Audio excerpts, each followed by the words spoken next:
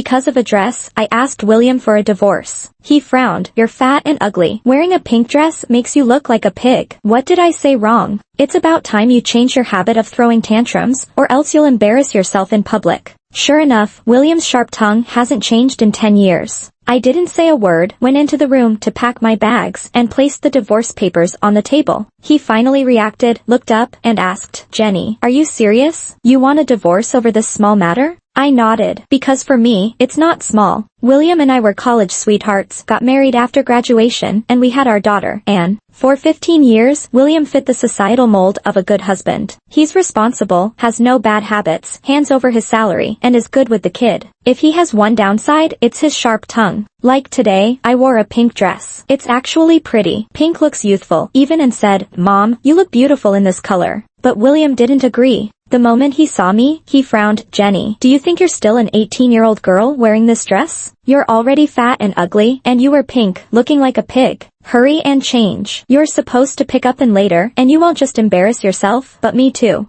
I've had these hurtful days for over 10 years. But at this moment, clutching the hem of my dress, I felt suffocated, like something was squeezing my heart hard, making it hard to breathe. I remembered a few days ago when I wore black clothes to take and to play in the sand. William also frowned at me. You're already of this age and dress so dull, like someone owes you a fortune. In his eyes, dressing brightly is wrong, and dressing plainly is wrong. It's like nothing I do is right to him. Suddenly, I didn't want to live like this anymore. William, let's divorce. When William heard divorce, he finally looked up. He narrowed his eyes, took a sip of tea, and slowly cleaned his glasses. He was casual, like it was just a joke. Jenny, you're 38, not 18, and still throwing teenage tantrums. Did I say anything wrong? You should look at yourself, dress like this, and it's embarrassing. You need to change your temper, or when Anne's classmates find out what kind of picky mom she has, it'll be an embarrassment. That's how William is. All my emotions are overreacting, and all his demeaning words and deeds are trivial. So I didn't say anything. I just went into the room, packed my bags, and took out the divorce papers. Speaking of which, the divorce papers were drafted a month ago. A month ago was William's birthday, and I was busy preparing a big meal for the family all day. Everyone enjoyed it, except William. He was picky, the fish is too fishy, and the broccoli is too salty. Who are you trying to kill with salt? Jenny, don't cook anymore. Just make pig feed. Maybe pigs could eat your food. William's birthday is during the hottest part of summer, and knowing he likes fresh ingredients, I visited several markets and compared them. Afraid my cooking wouldn't meet his standards, I practiced all morning, resulting in several burns on my hands. When he said those words, sweat was still dripping from my forehead, and my wounds were stinging. I finally lost control and smashed everything, questioning why William always speaks like that. And William watched from the side, entertained, saying, "It's just a joke." Was that necessary? That's when the divorce papers were drafted.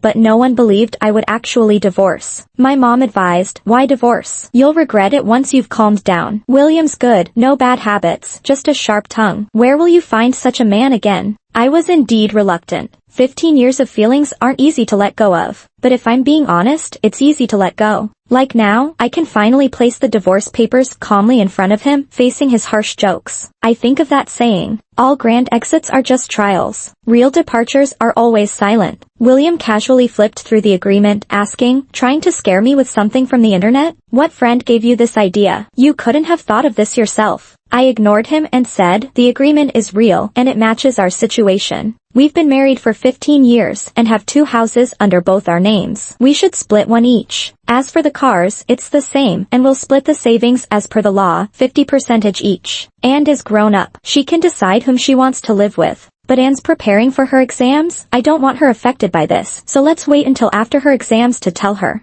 Check if there's anything wrong with the contract. If it's fine, we can go get the paperwork done after Anne's exams. William's expression got serious. He read the agreement thoroughly, looking grimmer and gripping the papers tightly. He suddenly looked up. Jenny, are you serious? You're divorcing over this small matter? I nodded to affirm, and added, maybe it's small to you, but it's not small to me. I've never been so calm and clear with William before. With just a few words, he could turn me into a crazy mess, and then fault me for being emotional, saying, look at you, getting worked up without even making a point. You can argue when you know what you're talking about. But now that I'm calm, he doesn't like it. He frowned and tore up the agreement. Jenny, you're going too far this time. It's not just about saying I look bad in pink. I'm sorry, okay? It's my fault. I won't say anything when you wear pink again, alright? But I also have to warn you, marriage isn't a joke. Pulling stunts like this will erode the love between us. He's still the same, offering half-hearted apologies and always shifting the blame, as if a fleeting sorry could cover up all the scars he left me with. But this time, I'm done playing along. I grabbed my suitcase and said, William, I'm serious about this. I've said it before. If you don't want to sign the papers, we'll separate and go to court. I'm willing to fight for the divorce for as long as it takes. By the time I checked into the hotel, my parents had already heard about the divorce from William. They called me to chew me out. Stop being so stubborn. William is quite the catch. Handsome, successful, sure, he can be harsh, but we know he doesn't mean it. Jenny, why can't you just be content? Other men are out there cheating and being abusive. What he says is nothing compared to that. I had heard this kind of reasoning back in college. Back then, William was the popular overachiever adored by everyone. People said I was lucky to be with him, but I had considered breaking up with him before. Like when he called me an idiot for struggling with an assignment or belittled me for not winning a competition.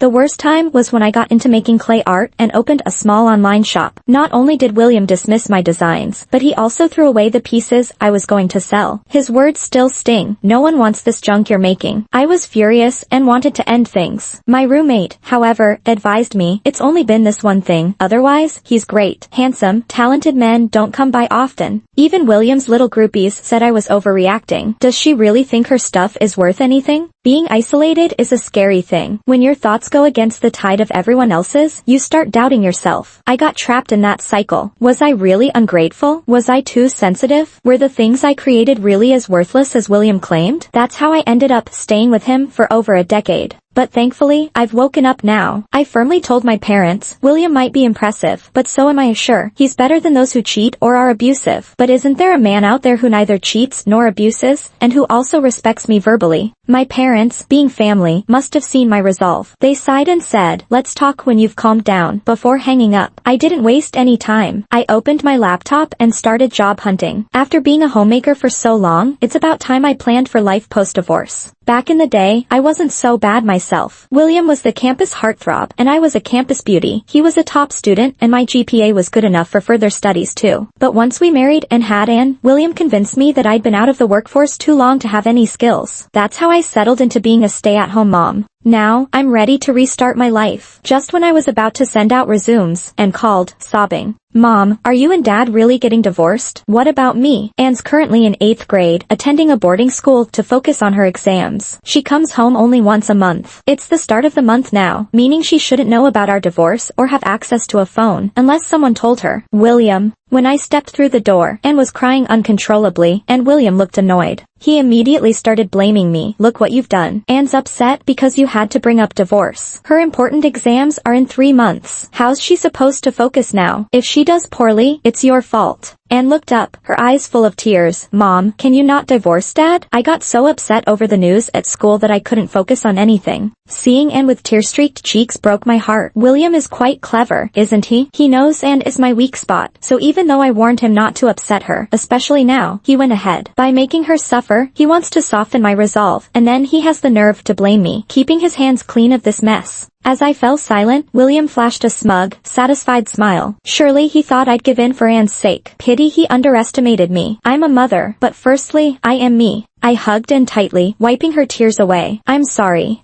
but divorce is a fact between your dad and me now. Anne continued to sniffle softly. William's expression changed suddenly, and he shattered a teacup on the floor. Jenny, don't you see how upset our daughter is? How could you still say such things to her? When did you become so heartless? In the past, I might have started shouting back at William by now, but now, I calmly countered him. First off, I told you not to stress Anne because of her exams. If you hadn't disclosed our divorce news early, she wouldn't be this upset, so it's your fault, not mine. Second, our divorce is real, and I won't lie to Anne just because she's sad. She's grown enough to understand. She deserves the truth. And William, using our daughter's pain to blackmail me into staying and calling me cold-hearted? Seems to me you're the cold one here. William seemed taken aback by my reaction. He had nothing to say and lit a cigarette, his voice softer now through the smoke. Jenny, I was wrong. I shouldn't have commented on your pink outfit this morning, nor should I have told Anne about our divorce. Will you forgive me this once? Let's move on and live happily as a family of 3. I'm feeling a bit dazed. Yeah, William hasn't always been so tough on me.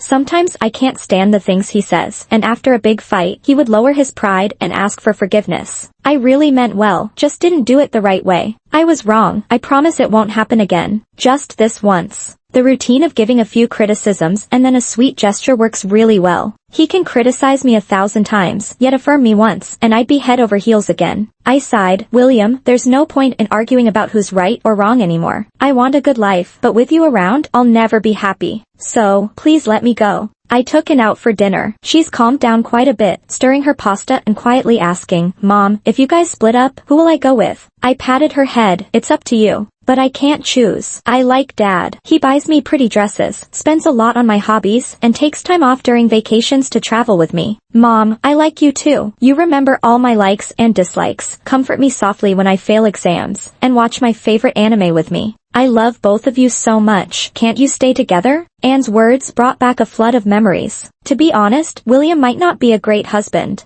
but he's a good father. We were happy once, the three of us, going to parks, amusement parks. But if this happiness means sacrificing my feelings, I'm not okay with that. I thought for a bit and hugged Anne. No matter who you choose to be with, I'm always your mom, and he's always your dad. I'll remember everything about you. I'll do things you love with you. Dad will also support all your decisions. We just can't be husband and wife, but because of you, we're still a family. After hearing this, Anne lowered her head. After a while, as if she had made a decision, she wiped her tears and looked up. Mom, I want to stay with you. She analyzed. After you divorce Dad, you'll need to find a job. Competition is really tough right now. It's not going to be easy for you. I want to be there for you. Compared to Dad, I feel like you need me more. I looked at her, a bit surprised. And is more resilient than I thought. She thinks more deeply too. Sensing my emotions, Anne smiled. Mom, I'm not a little kid anymore. This time, let me protect you. I'm not sure what Anne said to William, but he stopped bothering me, though he still hasn't signed the divorce papers. I figured there's no rush. We can wait until Anne finishes her exams. During this time, I rented an apartment and jumped back into the job hunt. Anne was right. Finding a job is tough now. Most of my resumes disappeared into the void. The few that did respond either complained about my lack of experience or that I had a kid. In the end, a design company gave me a chance. Their reason to interview me was unexpected. Turns out it's because I had done clay work in the past. Recently, our company is working on a cultural creation using clay as the main material. We saw your portfolio and noticed your clay work from college. Honestly, it's good. It aligns with our theme. When I heard that, I almost cried. 15 years later, someone finally acknowledged that my work wasn't garbage. I do have skills, and I am talented.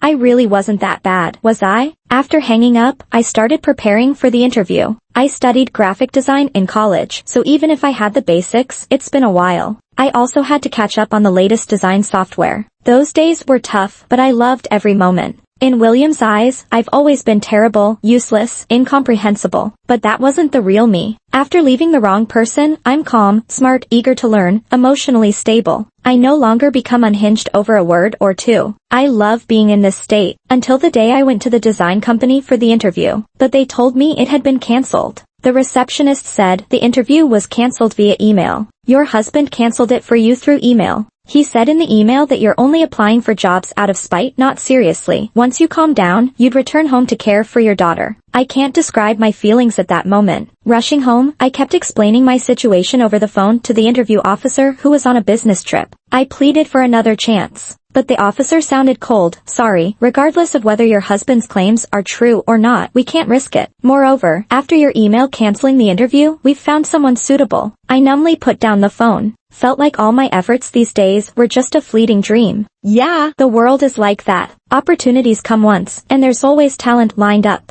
Reality isn't a novel. There are no protagonist perks. Some things, once missed, are truly gone. When I opened the door, William was waiting. You're back. I know what you're about to say. Yes, I cancelled your interview. Your email was logged in on the computer. I saw the confirmation, then cancelled it for you earlier, and told me to give you some time to calm down. I thought you'd come around, but no, you just got farther away. How long has it been since you last worked? Honestly, you just don't have what it takes. Can you design something with commercial value? Know how to use the software the young folks are using? William rambled on, even leisurely making himself a cup of tea. It must be tough job hunting, right? Admit it, Jenny. Step outside this house, and you're nothing. I couldn't help it. I knocked over his teacup, and then, still simmering with anger, I grabbed a vase and smashed it over his head. Who are you to think I can't design? To think I don't understand? To see me as useless? William clearly wasn't prepared. My attack left him bleeding from his head. Blood stained the white carpet, spreading, congealing, darkening, much like our broken marriage. But seeing me lose it, he had this sick look of satisfaction on his face. Jenny, there you go again, losing your cool. How do you expect to get anything done like this? I suddenly realized what was happening. William was doing this on purpose, intentionally belittling me, to watch me spiral into madness because of his insults. The crazier, the better. He got off on it. My losing control was proof of his power. That's why, earlier, when I was calm toward him, he got so panicked. This time, I wasn't going to let him get away with it. I kept grabbing stuff and chucking it at him, even threw in a few slaps. What's wrong with not keeping calm? Is being calm such a great quality? Stay calm so you can keep diminishing me? Stay calm and go back to a life being manipulated? I was too wild, and now William was a bit scared. He tried to grab my hands to stop me, but I kept punching him until one side of his face got all swollen, and he couldn't talk. I got up and looked at him coldly. William, I'm telling you now, I'm definitely getting this divorce. Don't think you can trap me like before. Stop me one more time, and I'll hit you again. The boxing classes I took really paid off. William didn't get back on his feet for a while, and couldn't keep me there. Still, being considerate, I called him an ambulance. Not even half an hour later, my mom called me, her shrill voice nearly deafening. Jenny, what did you do? How could you hit William so hard?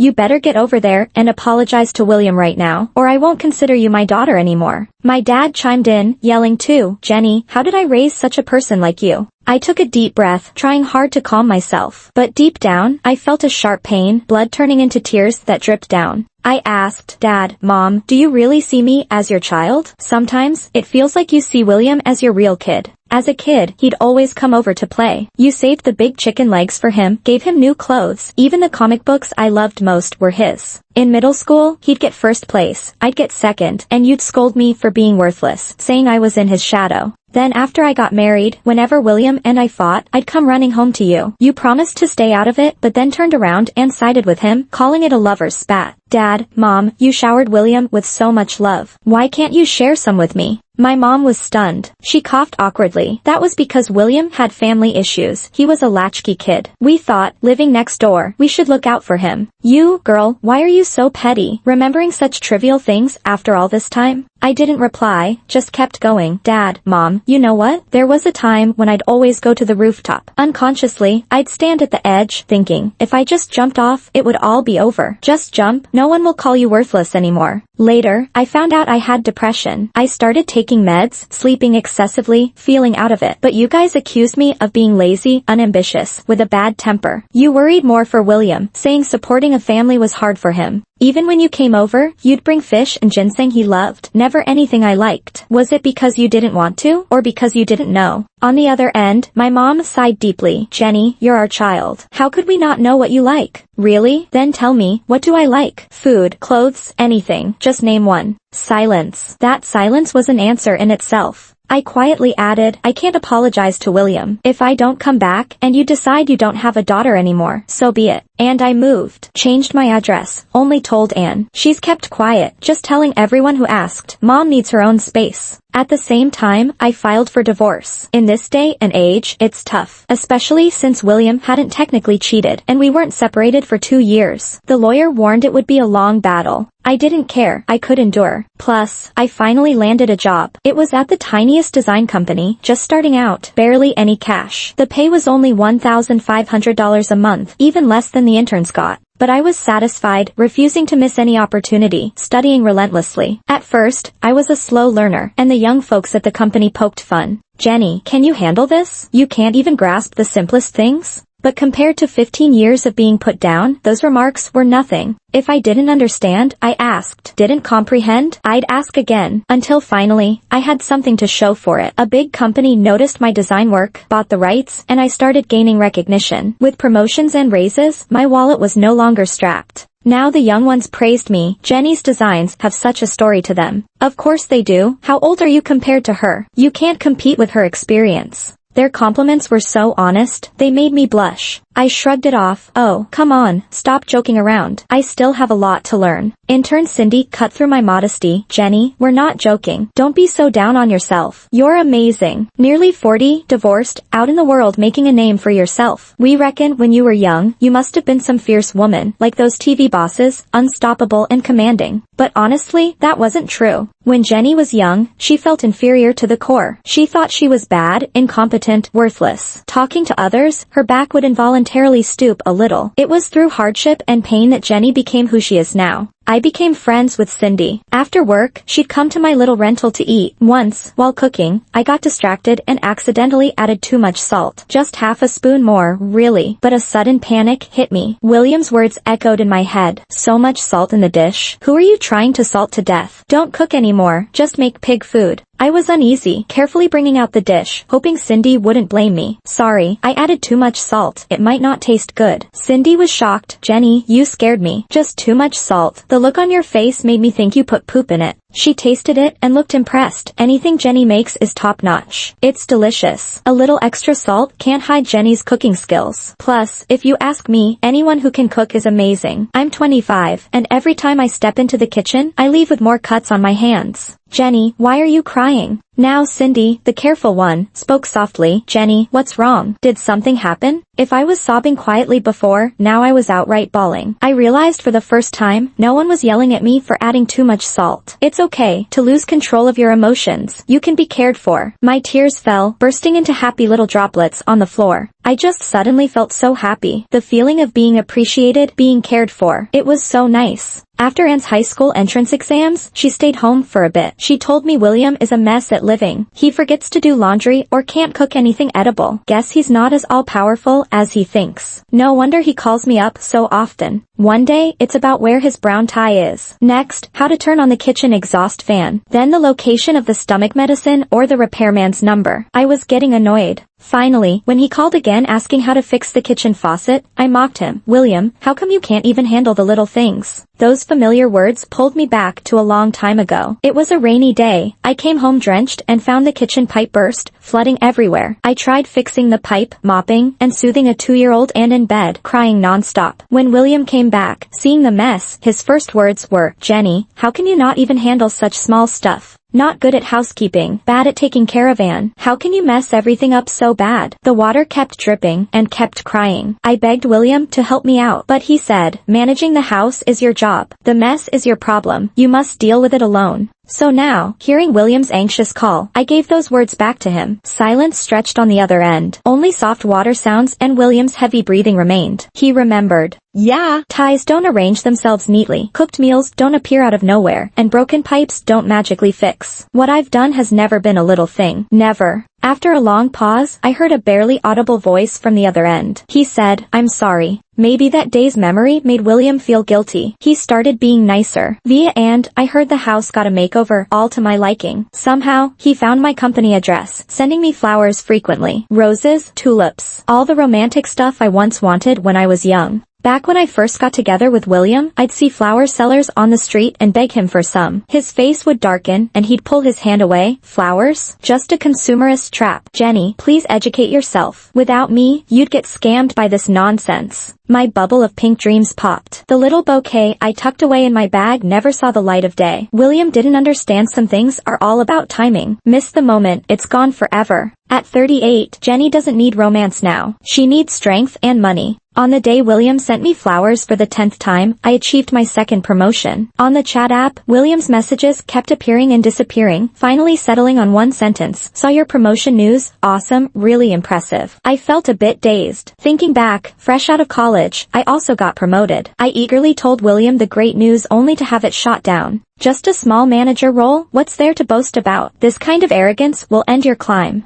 Young me never thought that over a decade later, I'd hear praise from William. His messages still kept coming. An invite to a movie. 2 tickets to my favorite old anime, now as a movie. He said, Jenny, you loved this anime in college, right? It's showing now, let's go watch it. Deciding this must have been tough for William. He always preferred Hollywood blockbusters filled with effects. Criticized my favorite anime as just childish play. Once we had a big fight over this. He couldn't stand watching me nap through the blockbusters. I couldn't take him trashing my cherished characters. The next day, William deleted all my anime files. The collectibles, posters, gone. What replaced them was a special effects movie list from William. He said, "Jenny, watch something good for a change." Back then, I was 7 months pregnant. No job, no savings, divorce, and then what? What about my unborn daughter? How do I explain to everyone? Would someone as messed up as me ever find someone else? I was too young then, cared more about others than myself. I felt trapped, like I was caught in walls with no way out in any direction. That suffocating feeling has crossed time and space and is rushing back to me now.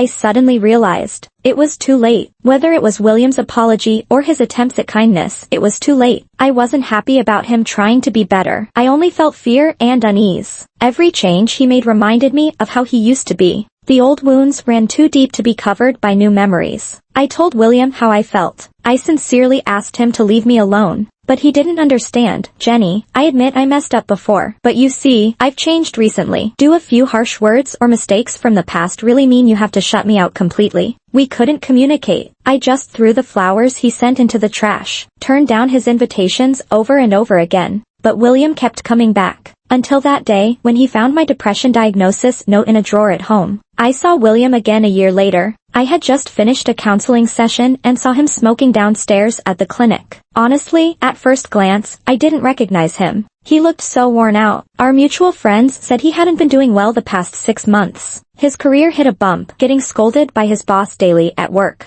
And he wasn't any good at housework, leaving things in chaos at home. I suddenly realized he'd aged. He wasn't the sharp, commanding figure he used to be in college. In his tired life, he needed someone slightly beneath him to prove he was still smart, successful, handsome. In his life, there was no better choice than me for that. William was delighted to see me. Or maybe, astonished. In those 6 months apart, I'd lost a lot of weight and got a perm. Looked like a whole new person. My career was thriving, landing a few big projects, and my bonus had tripled. William didn't get too enthusiastic, just cautiously said, "Jenny, long time no see." I nodded. "I heard you got a job and even got promoted." "Yeah, it's going well." William hesitated, couldn't find any more words. Pretty funny, after 15 years of marriage, all we had were 3 sentences to exchange. A little impatient, I said, "If you've got nothing to say, I'm leaving. Talk to my lawyer about the divorce." "Wait." William grabbed my wrist. "I found your medical records and the card for this clinic at home. Jenny, you've got depression and even self-harmed. Why didn't you tell me?" He was holding the spot of my scars. The scars had turned white, raised, glaring ugly on my skin.